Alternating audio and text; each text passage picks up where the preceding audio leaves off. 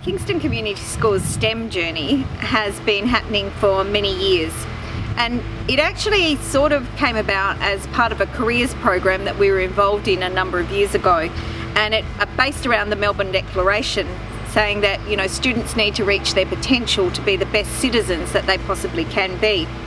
So we've had a woven STEM journey. We've introduced a number of initiatives at the school, such as Possibilities Week. But we also realised that Possibilities Week needed to go deeper, and we got the opportunity to become part of the STEM Ambassadors project a number of years ago. Yep. So basically we're thinking about using these big pumps for probably storing some of the rubbish so we'll put the bins all over the place, and then put the rubbish in the bins, bring it back, we'll sort it from the 6 different plastics. Yeah. And we'll sort them into these pumps. Okay. And we're thinking of putting a shredder back there At the back around it so no one can get hurt. Hi, I'm Janie and I'm a STEM ambassador. In Year 7 we had a STEM day full of STEM-based activities. It included using recycled materials and spare parts to make an effective adventure playground for the younger kids. We designed QR codes and the council came to talk to us about local erosion. As a class we thought we could help the community with waste management. Then we went around the town and approached some local businesses to see if they could collect red tags and meal kits for our class. Our goal was to collect 1,870 bread tags. And the STEM Ambassadors work gave us the opportunity to reimagine and transform how we teach STEM at this school. We wanted to empower our learners. We wanted authentic learning opportunities based around big problems in our community, and we wanted to make sure that we had strong partnerships with community and with industry. We were our whole class was part of Project Coorong, and the drainage board. So we went to Blackford Drain, we saw how that works, and we collaborated with the Robe students to help think of some ideas of how to solve these big problems that'll be happening in our future. So what we did was we looked around as educators for some of the things that were happening in our community. And a number of years ago when we started the STEM Ambassadors project, one of the big problems in our community was erosion.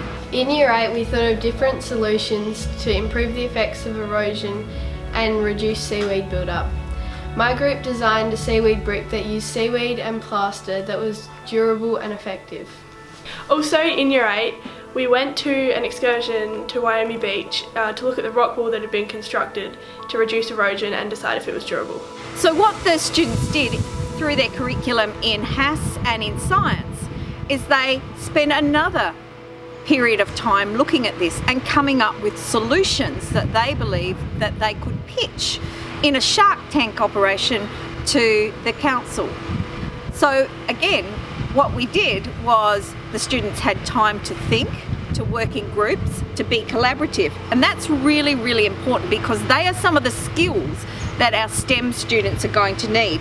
Last year in Possibilities Week, Will Parker taught us how to fly the drone.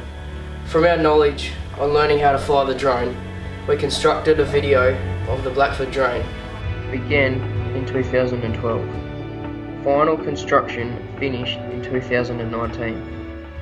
We have been studying the Blackford Drain for the past 18 months. We have learnt lots along the way, but never have constructed a good video as we have with the drone. We've presented PowerPoints to our classmates, but the drone has been very successful. Hello, I'm Tom.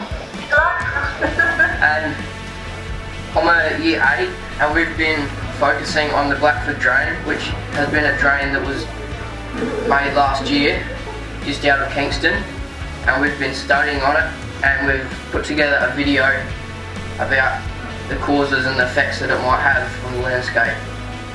And so what you might see some of our students doing in their STEM project is that they'll be the ones being the makers and the learners.